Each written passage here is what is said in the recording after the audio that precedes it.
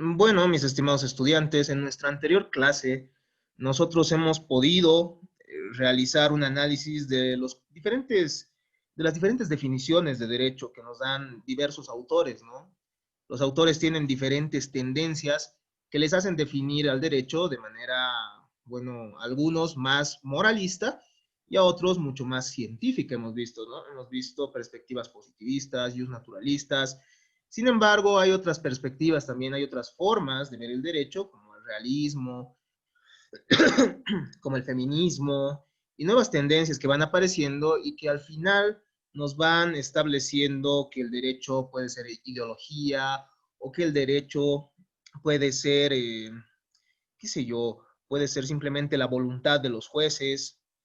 Y bueno, que el derecho y su interpretación terminaría siendo incluso para algunos realistas una interpretación pues que no tenga, que no, una interpretación que no llegue a resultados únicos, ¿no? Se llega a un escepticismo del derecho, es decir, se dice que el derecho tiene diferentes significados. En fin, hay varias formas de ver el derecho. Hemos visto cómo Miguel Reale nos habla de una teoría tridimensional del derecho. Entonces, estas son definiciones que ustedes igual pueden revisarlas, ¿no? En cualquier libro de introducción al derecho. Vean y digan, ah, ya, no para todos los autores el derecho es el conjunto de normas que se encargan de regular a una determinada sociedad, ¿no? Entonces, una vez que hemos aclarado eso, una vez que hemos visto que el derecho es mucho más complejo, nosotros hemos empezado a revisar las clasificaciones del derecho, ¿no? Es decir, dónde se encuentra cada rama del derecho. Y bueno, es así que nosotros hemos visto que el derecho se puede dividir en derecho público y privado. Esta es una clasificación que viene desde que algunos le atribuyen a Cicerón, ¿no? A Cicerón, sí, no, no, sí, sí, no estoy mal, es a Cicerón. Entonces, eh, le atribuyen a esa primera división, sin embargo, no es el mismo tratamiento que se le da después, ¿no? Nosotros habíamos dicho que el derecho privado no necesariamente requiere la intervención del Estado, ¿no? Y el derecho público, por otro lado, sí requiere de la intervención del Estado. Dentro del derecho privado, nosotros podemos encontrar derecho privado interno y externo. Por ejemplo, dentro del derecho privado interno van a estar todas aquellas relaciones jurídicas en las cuales el Estado no necesariamente tiene que intervenir, pero que se van a dar dentro de un territorio, dentro del territorio del Estado, ¿no? Y el derecho privado externo van a ser todas aquellas relaciones jurídicas que se van a dar entre estados, ¿no? Entonces, entre personas de diferentes estados, pero sin necesidad que esos estados intervengan, ¿no? Eso más o menos sería, esa más o menos sería la, la idea de esta clasificación. Entonces, dentro del derecho privado interno, nosotros encontramos al derecho civil, ¿ya? Al derecho civil y el derecho comercial. En el derecho civil, ustedes van a ver en la asignatura de derecho civil personas, ya la introducción a esta materia, que el mismo estudia los derechos de la personalidad, en primer lugar, es decir, ciertas cualidades inherentes al hombre, ¿no? Es decir, el nombre, es decir, la vida, es decir, la actividad física, el honor, la propia imagen. Entonces hay varios derechos que son propios del hombre, que son propios del hombre porque son sus cualidades, ¿no? Y el derecho civil va a proteger estos, en primer lugar. En segundo lugar, el derecho civil va a regular las relaciones que tengan los hombres con las cosas.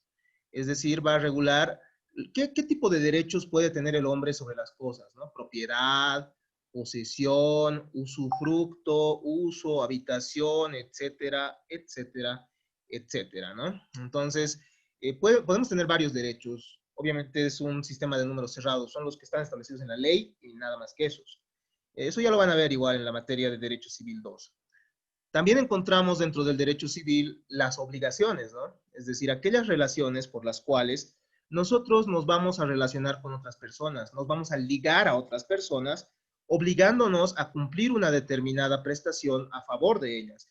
Es decir, nos vamos a obligar a cumplir una determinada actitud a favor de esas personas, ¿no? Por ejemplo, si yo le vendo mi casa a Brian yo me voy a obligar a entregarle esa casa a Brian, ¿no ve? Es un vínculo que se genera y un vínculo que, bueno, me liga a él y que ya no puedo extraerme de aquel. Entonces, las obligaciones se van a referir a diferentes formas, ¿no? Por las cuales uno se obliga ante otra persona. Por ejemplo, ¿qué pasa si yo le debo a Amir, pero por equivocación le pago a Patricia? Le debo dinero a Amir, pero yo le pago a Patricia, entonces estaríamos ante un pago de lo indebido, ¿no? Y Patricia ya tendría una obligación conmigo para devolverme ese dinero que le he pagado de manera mala, ¿no? De manera errada. Las obligaciones, entonces, es un tercer elemento que se estudia dentro del derecho civil. Y finalmente, la sucesión por causa de muerte, ¿no? Esto de las herencias que ustedes han debido ver alguna vez en su vida, ¿no? Entonces, bueno, por último, nosotros encontramos la protección de todos estos derechos en el derecho civil, ¿no? Y en el derecho privado interno también nosotros encontramos el derecho comercial. El derecho comercial va a ser aquella rama del derecho privado interno que se encarga de regular las relaciones entre personas específicas denominadas comerciantes, ¿ya? Es decir, ciertas personas que van a tener ciertos fines de lucro respecto a las relaciones en las que se inmiscuyen, ¿no? En el derecho civil, si ustedes se dan cuenta, cuando uno compra una casa, no necesariamente se está beneficiando, ¿no? Es decir, está intercambiando el precio de la casa por la casa. Entonces, no hay ahí un beneficio como tal, es decir, no hay una búsqueda de lucro, de un lucro grande, como en el derecho comercial, ¿no? En el derecho comercial vemos sociedades anónimas, sociedades de riesgo limitadas, sociedades unipersonales que se han creado justamente para eso, ¿no? Para causar rédito, para generar dinero. Entonces, este aspecto tenemos que tomarlo en consideración. Entonces, dentro del derecho privado interno ya hemos visto, ¿no? En el derecho comercial, si se dan cuenta, no se necesita pues la intervención del Estado, ¿no? Necesariamente, es decir, uno intercambia mercancías con otra persona, pero no es necesario que el Estado esté ahí inmiscuido. Por eso es que se considera que el derecho privado no requeriría esa intervención. Igual en el derecho civil, ¿no? Cuando yo compro, por ejemplo, un real fruit a una casera, estoy celebrando un contrato de compra-venta y no necesariamente tenemos que ir al notario y tiene que intervenir el Estado, ¿no? Pero el derecho privado también puede ser derecho privado externo, ¿no? ¿A qué se refiere el derecho privado externo?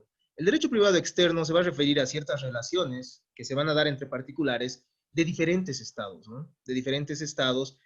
Y bueno, ¿qué pasa, por ejemplo, si Patricia se casa con un hombre de Perú, por ejemplo, o de, qué sé yo, de Brasil o de Alemania, y tienen casas en Estados Unidos, en Inglaterra, etcétera, ¿no? Entonces, hay ciertas relaciones de derecho privado que se van a generar ahí, y esto lo van a ver ustedes bajo la asignatura de Derecho Internacional Privado, ¿no?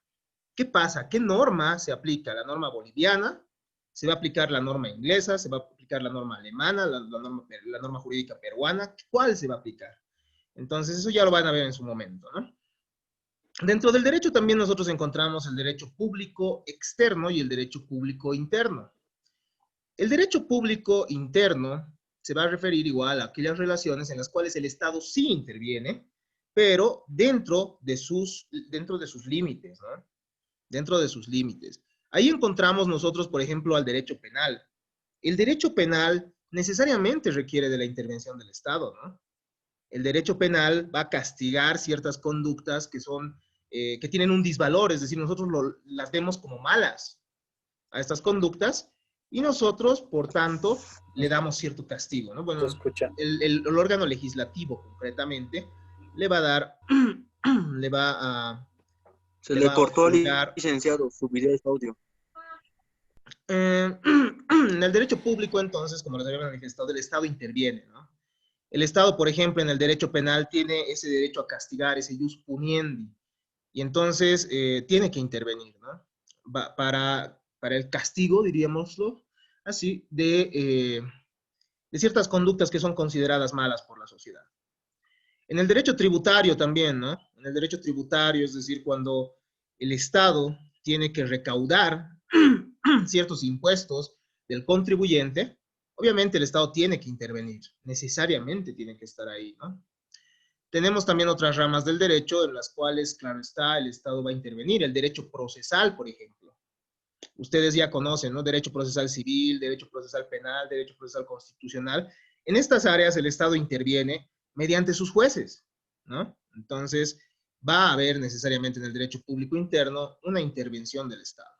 Pero también hay la intervención del Estado en, que se relaciona con otros estados en el derecho público externo, en esta asignatura que se llama derecho internacional público, ¿no? El derecho internacional público se va a encargar del estudio de las relaciones diplomáticas, ¿ya? Se va a encargar del estudio de los consulados, del estudio de las atribuciones que tienen los consulados y las embajadas también, ¿no? Las embajadas que van a tener ciertas funciones protocolares, mientras que los consulados van a tener ciertas funciones administrativas. Es decir, en un consulado puedes sacar tu certificado de nacimiento boliviano, ¿no? En el exterior y similares, ¿no? Puedes notariar un determinado documento. Entonces, eso es lo que se estudia, ¿no?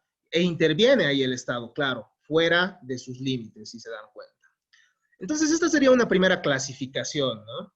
Y encontramos varias ramas del derecho, y en las diferentes ramas del derecho, mis estimados estudiantes, hay una constante, ¿ya? Que es la responsabilidad. La responsabilidad tiene diferentes acepciones, tiene diferentes significados que nosotros vamos a ir analizando uno a uno, ¿no? Algunos van a ver que la responsabilidad va a ser una sanción ante el incumplimiento de determinados preceptos establecidos por la norma jurídica. Otros nos van a decir que simplemente estamos ante una consecuencia jurídica, no es una sanción necesariamente, es una consecuencia jurídica tras haber cumplido los presupuestos establecidos por la ley, ¿no? Otros nos dirán que la responsabilidad tiene un aspecto moral dentro de sí, ¿no? Un aspecto mental, es decir, uno es responsable en la medida que sea consciente. Uno es responsable en la medida que sea consciente de lo que hace. Entonces nosotros vamos a ver que hay diferentes sistemas de responsabilidad, ¿no? Otra de las clasificaciones del derecho nos divide al derecho en derecho privado, derecho público y derecho social. El derecho privado ya lo hemos explicado, ¿no? El derecho privado interno y externo, el derecho público interno y externo, pero bueno, algunos le han atribuido a Radbruch ser el padre del derecho social, ¿no? Eso al menos en algún ensayo lo he podido evidenciar. ¿Y qué nos dice el derecho social, no? El derecho privado no requiere la intervención del Estado. El derecho público requiere la intervención del Estado, pero el derecho social requiere la intervención del Estado ya no con su poder de imperio, sino con su poder protector. ¿Se entiende esa diferencia, no? Es decir, en el derecho público el Estado tiene una relación vertical con el sujeto, con el particular. Es decir, cuando te cobran los impuestos, cuando ejecutan tu patrimonio para cobrarte impuestos, es una relación de poder, ¿no? Vertical. Pero en el derecho social, estimados estudiantes, ya nosotros nos encontraríamos ante un Estado que protege al individuo. Es decir, encontramos dentro de esta rama del derecho, encontraríamos al derecho al trabajo, ¿no? Derecho laboral. El derecho laboral va a buscar eh, establecer ciertos beneficios a favor del trabajador, ¿no? A favor del trabajador que constituye un beneficio para la sociedad misma. El derecho de seguridad social va a establecer ciertos seguros de muerte, seguros de vejez, seguros de enfermedad para los trabajadores, ya que, reitero, el trabajador es considerado como un elemento importante para el desarrollo social. Tenemos también dentro de estas ramas el derecho agrario, ¿no? Se protege a la tierra que van a trabajar las personas. Ya no se protege simplemente la propiedad privada, por ejemplo. Entonces, esta rama del derecho social ya no se va a referir a un Estado que tenga una relación vertical, sino una relación horizontal del Estado, ¿no? Un Estado que cuida al sujeto. Finalmente tenemos una última perspectiva planteada por Hans Kelsen, que nos dice que no existe esa diferencia entre derecho privado y público, ¿no?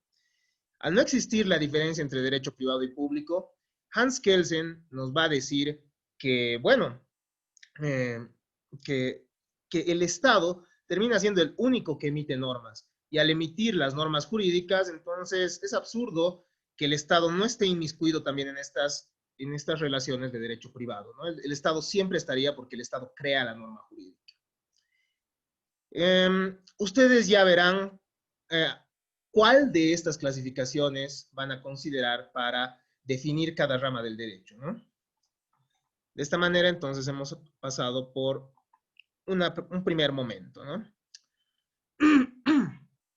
En la, habiendo revisado teóricamente las clasificaciones del derecho, ahora corresponde que nosotros revisemos cuáles son los elementos de las relaciones de derecho, ¿no? Cualquier hecho de la vida real podrá ser considerado un hecho jurídico. Muchas veces nosotros vemos con exageración a varios autores establecer que el derecho siempre está presente en las relaciones entre las personas. Sin embargo, tenemos que considerar que hay hechos jurídicos y hay hechos ajurídicos. Es decir, hay hechos que no son relevantes para el derecho, ¿no? Es decir, si una estrella fugaz, si una estrella fugaz pasa el día de mañana en la noche y la vemos, probablemente esto no tenga consecuencias jurídicas. Si nosotros salimos de paseo con, por ejemplo, nuestros amigos o con su enamorada, con su enamorado, entonces esto no tendrá trascendencia jurídica como tal, ¿no? Es decir, un simple paseo. Hay ciertos hechos de la vida real que terminan siendo trascendentes, ¿ya? Ciertos hechos de la vida real que sí tienen que estar establecidos en la norma jurídica, pero no todos. Eso es algo que nosotros tenemos que tomar siempre en cuenta, ¿ya? Y bueno, entonces nosotros encontramos hechos ajurídicos y hechos jurídicos. Un hecho jurídico es aquel evento, suceso, acontecimiento, fenómeno de la vida real que va a ser generado por el hombre o por la naturaleza de manera involuntaria, ¿no? De manera involuntaria, generando efectos jurídicos. Mientras que tenemos una especie del hecho jurídico, que es el acto jurídico. El acto jurídico es aquel acontecimiento, suceso, evento generado por la voluntad del hombre, que tiene por efectos jurídicos crear, modificar o extinguir una determinada relación jurídica, ¿no? Hay varios ejemplos de esto, ¿no? Un hecho jurídico, por ejemplo, podría ser un deslizamiento, ¿no? Mediante un deslizamiento, por ejemplo, uno puede llegar a perder también el territorio sobre el cual tenía titularidad, ¿no? Mediante un mega deslizamiento. Entonces, es un hecho de la naturaleza que no ha sido voluntario para empezar, ¿no? Y que finalmente ha extinguido un derecho. El acto jurídico, por otro lado, termina siendo voluntario. El acto jurídico, como yo les he manifestado, es un hecho, acontecimiento, evento, suceso generado por la voluntad del hombre que va a tener la finalidad de crear, modificar o extinguir una determinada relación jurídica, ¿no? Un acto jurídico, por ejemplo, será un contrato, ¿no? Obviamente ustedes ya en contratos van a ver que hay debajo del acto jurídico hay una subcategoría que es el negocio jurídico, pero no nos vamos a adelantar a ello, eso ya lo llevarán en su momento. Pero el acto jurídico, como les digo, ya tiene algo de voluntad, ¿no? El matrimonio, por ejemplo, es un acto jurídico. Uno se casa voluntariamente y genera efectos jurídicos, ¿no? Hay ciertas obligaciones establecidas en el Código de Familia para tener fidelidad, apoyo, también para encargarse de criar a los hijos, etcétera, ¿no? Entonces, eso es algo que quiero que vayan distinguiendo en un primer lugar. Son sucesos de la vida real, ¿no? Y cuando esos sucesos de la vida real se van a cumplir, es decir, cuando esos sucesos de la vida real previstos en la norma jurídica se van a cumplir, entonces se genera la relación jurídica, ¿ya? Es decir, que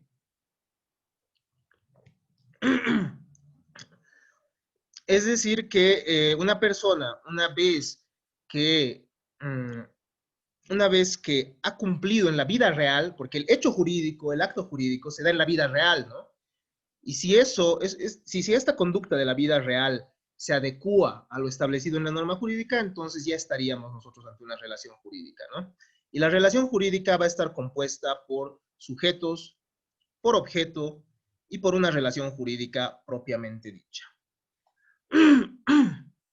¿Quién es sujeto de derecho? Sujeto de derecho es todo ser capaz de adquirir derechos y contraer obligaciones. Por tanto, toda persona individual o colectiva, ¿ya? Todo ser humano todo ser que puede tener derechos y obligaciones es un sujeto de derecho, ¿ya? Entonces, puede ser toda persona natural o individual, como nosotros, o una persona colectiva, ¿no?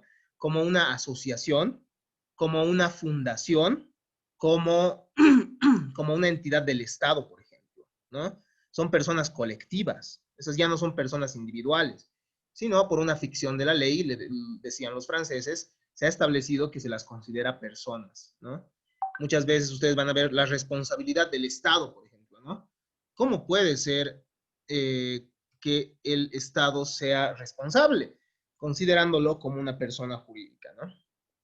Entonces, a tomar esto en consideración. Para satisfacer sus intereses, las personas lo ejercitan usualmente, ejercitan estos de manera propia, ¿no? Es decir, la norma le permite al sujeto negociar, al sujeto desempeñar las más diversas funciones con la finalidad de satisfacer sus necesidades, ¿no?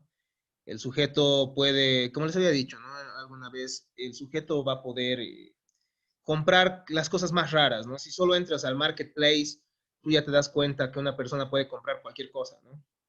Entonces, el ser humano dotado de esa voluntad va a poder, dotado de esa voluntad, va a poder celebrar diferentes, va a poder unirse a diferentes relaciones jurídicas, ¿ya? Puede suceder también que el interés pertenezca a una persona y el poder de voluntad a otra, ¿ya? ¿A qué se refiere? Que una persona represente a otra en la relación jurídica. En caso de personas individuales, puede darse, por ejemplo, el caso de los incapaces, ¿no? Los incapaces menores de edad, por ejemplo, o aquellos que han tenido cierto deterioro de sus capacidades cognitivas y volitivas, es decir, los interdictos, van a necesitar, pues, un tutor o van a necesitar un tutor, ¿no? Es decir, alguien que se encargue de administrar sus bienes, alguien que se encargue de sus personas. Entonces, eh, puede suceder también que en la relación jurídica una persona represente al sujeto de la misma. En caso de personas colectivas, asociaciones o fundaciones, sucede, por ejemplo, que estas obran mediante sus representantes, ¿no? Ustedes han debido ver, ¿no? Tienen un representante legal, usualmente las asociaciones, las fundaciones, y son estas personas las que lo van a representar. No necesariamente ver toda la fundación que está formada por muchas personas y que además está compuesta por patrimonio, ¿no? Entonces, simplemente va el representante a formar parte de las relaciones jurídicas. Una asociación puede perfectamente endeudarse, ¿no? Una sociedad también. Entonces, es algo importante a tomar en consideración. También el titular del derecho puede ejercer su voluntad en beneficio de los intereses de una tercera persona, ¿ya? Los padres por los hijos no emancipados, nos dice. Es decir, el titular del derecho puede ejercer su voluntad en beneficio de los intereses de una tercera persona, nos dice, ¿no? Los padres muchas veces, por ejemplo, si el hijo debe algo de dinero a alguien, podrán, pues, formar parte de la relación jurídica, ¿no? Formar parte de la relación jurídica y cumplir con ciertas obligaciones. Los sujetos pueden ser individuales, nos dicen, el hombre considerado como persona individual, o colectivos, una reunión de bienes afectados o un conjunto de personas. Se ha sostenido por algunos juristas, entre estos Binchait, que existirían ciertos derechos que no tienen sujeto, ¿ya? ¿Qué pasa, por ejemplo, si una persona fallece y no hay ningún heredero que hubiese dejado, ¿no? Sin embargo, nos dice ya la teoría, esto sería simplemente una expectativa de derecho. Esto no significa que hay un derecho sin sujeto, simplemente que estaría el derecho a la expectativa de alguien, ¿no? De que alguien se atribuya al mismo. Objeto del derecho, ¿no? Ya hemos visto quiénes pueden formar parte, quiénes pueden ser sujetos de la relación jurídica. Ya hemos visto cómo estos sujetos de la relación jurídica pueden ser representados, ¿no? Ya hemos visto que pueden ser individuales o pueden ser colectivos. El objeto está constituido por una prerrogativa, ¿ya? Eso es algo importante. Del titular. En el derecho de propiedad, el objeto van a ser los beneficios que tiene el dueño, ¿no? Es decir, en la relación jurídica, vamos a estar ante una persona que le debe algo a otra. Esa es una prerrogativa, ¿no? La prerrogativa va a implicar una facultad que tiene uno de los sujetos, que se llama el sujeto activo, una facultad respecto del sujeto pasivo, ¿no? El sujeto pasivo tiene que desempeñar cierta conducta, ¿no? Por ejemplo, si Juan de Dios contrata a Corina para que la misma pueda llegar a celebrar a ver, para que Corina, supongamos que Corina tiene una banda de cumbia, ¿ya? Y Juan de Dios va a celebrar su cumpleaños, entonces le dice, ¿sabes qué? Quiero que tú toques con tu banda en mi cumpleaños. Entonces ella le dice, ya, efectivamente lo voy a hacer, yo cobro tantos.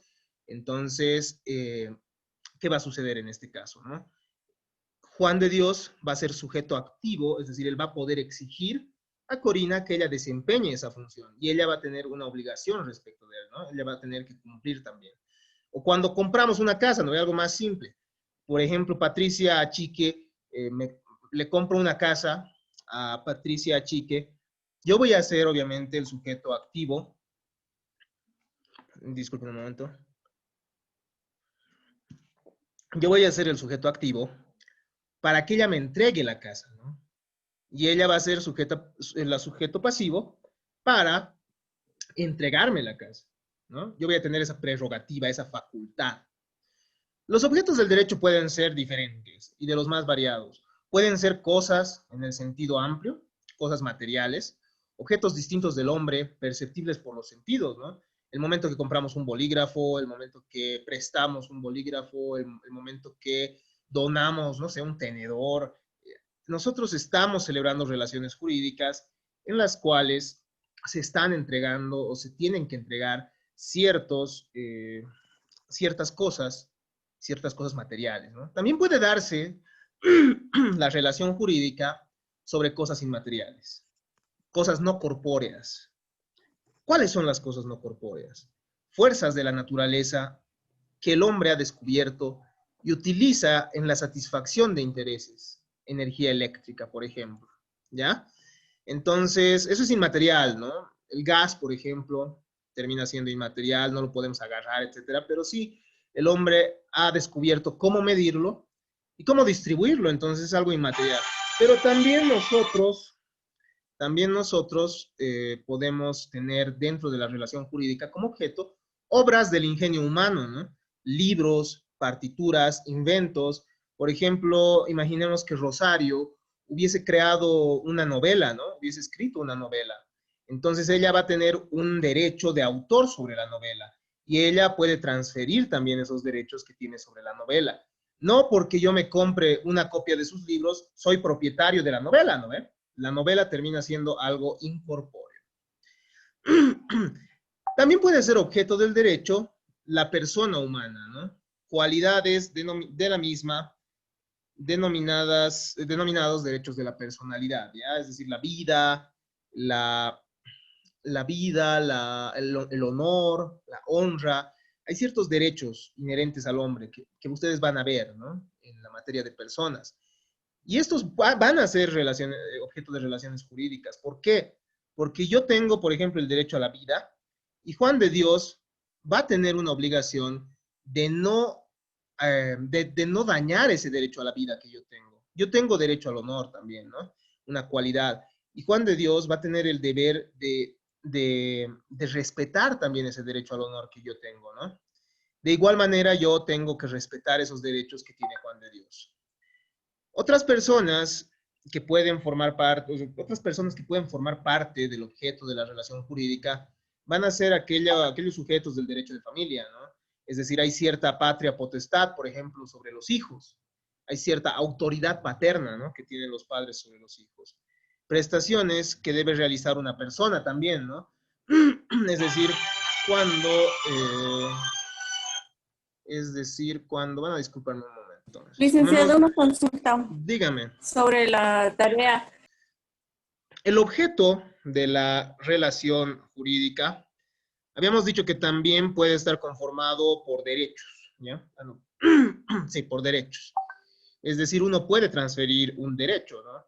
Por ejemplo, supongamos que Juan de Dios me debe $10,000 a mí, pero a la vez yo le debo $10,000 a Brian. ¿no?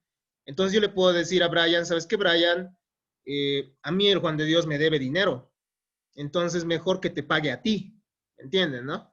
Entonces yo le estoy dando a él en la relación jurídica un derecho, le estoy transfiriendo un derecho que era mío para que él pueda cobrar. Los autores han manifestado que existen derechos sin objeto, ¿ya? Como los derechos de la personalidad. Algunos autores han dicho, bueno, la persona no puede ser objeto de derecho, de relaciones jurídicas. Sin embargo, esto ha sido rechazado porque en realidad no es que tengamos derechos sobre la persona, sino tenemos derechos sobre nuestras cualidades. ¿A qué me refiero? Por ejemplo, el estudiante Juan de Dios tiene un nombre, ¿no? Y esa cualidad que es su nombre termina siendo sobre la cual tiene derecho. No es que tiene derecho sobre sí mismo, sino que tiene derecho sobre ese nombre que es su cualidad. Por ejemplo, la estudiante Patricia Achique vive, ¿no? O sea, es una cualidad, la vida en ella, porque ella está efectivamente tiene pues sus signos vitales óptimos para evidenciar vida, ¿no? Entonces, como ella tiene esa cualidad, ella va a tener un derecho sobre esa cualidad. Es decir, que nosotros, el resto, tenemos que respetar esa cualidad de vida que ella tiene. ¿No ve? No es que en realidad ella sea el objeto de la obligación, ¿entienden, no? Hay que saber diferenciar eso. Entonces, se ha establecido que al final son atributos de la persona y que no podemos considerarlos como, y que sí pueden ser considerados como objeto de la relación jurídica. Finalmente, para que una relación jurídica sea tal, tiene que estar reconocida por el ordenamiento jurídico. Es decir, tiene que haber una relación jurídica propiamente dicha, un nexo jurídico, un vínculo jurídico, un ligamen jurídico. Esta relación de la vida real, entonces, tiene que estar regulada por el derecho. Es necesario, en primer lugar, una relación cualquiera de la vida real, pero esta regulación de aquella, esta tiene que estar regulada, ¿ya? Por el derecho positivo, es decir, por el derecho puesto ahí, por el derecho que está vigente en nuestra sociedad. Para Planiol, uno de los autores franceses, estudiosos del derecho civil, nos dice que una relación jurídica no puede existir entre una persona y una cosa. Esto sería un contrasentido.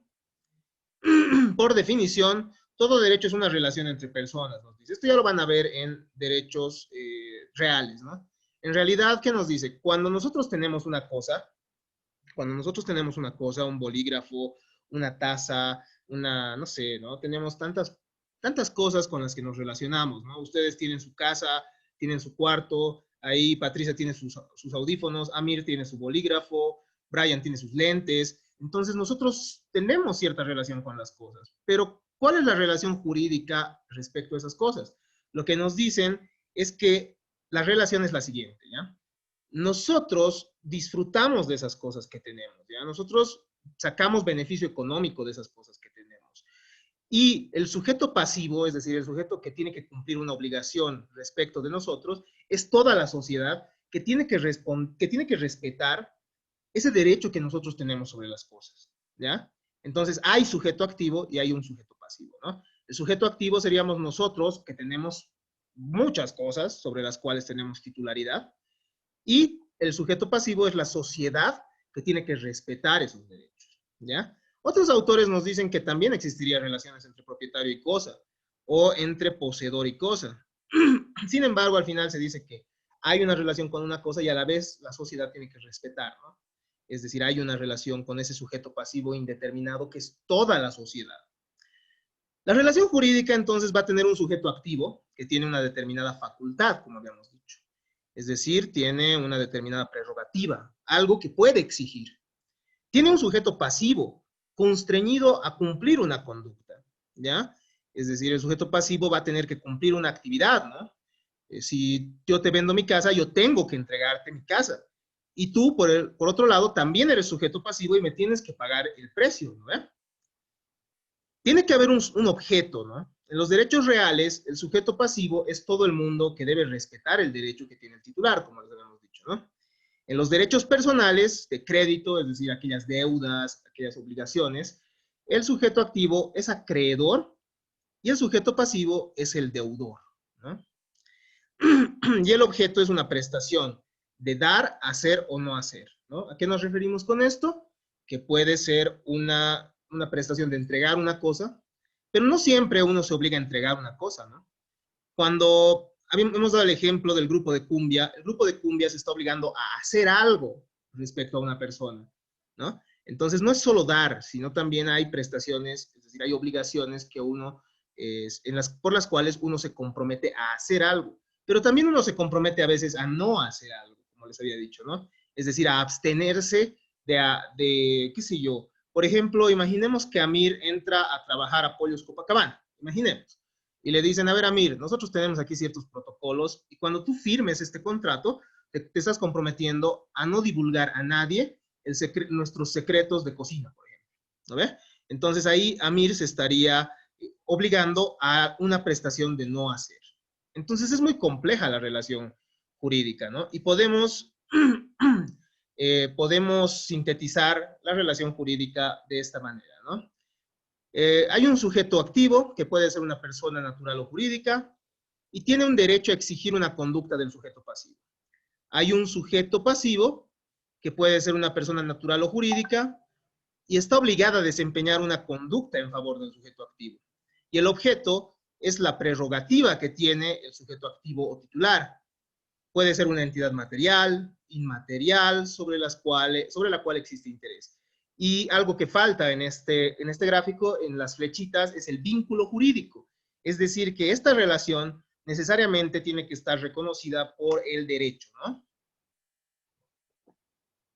Es decir, tiene que estar reconocida por la norma jurídica, sea por una ley, sea por un reglamento, sea por nuestra constitución. Entonces, hay diferentes normas jurídicas que al final van a ir estableciendo esta relación, ¿no? Sujetos, entonces, objeto y relación jurídica propiamente dicha, es decir, lo que liga al sujeto activo y al sujeto pasivo, ¿no? Si el derecho no reconoce esta relación, si el derecho, por ejemplo, simplemente calla respecto a esta relación, entonces nosotros no vamos a estar ante una relación jurídica, ¿no? Es decir, simplemente va a ser una relación cualquiera, va a ser un hecho ajurídico, como habíamos manifestado, ¿no? Por ejemplo, las deudas de juego, ¿no? A ver, ¿qué pasa si, por ejemplo, Amir me debe dinero porque hemos jugado cacho y le he ganado 30 bolivianos? Eso no está reconocido por nuestro ordenamiento jurídico para ser exigible, ¿no? No está reconocido en realidad por la doctrina, es decir, por el derecho, para que se pueda exigir, ¿no? Las deudas de juego. De esta manera, entonces, hemos podido acabar este tema introductorio.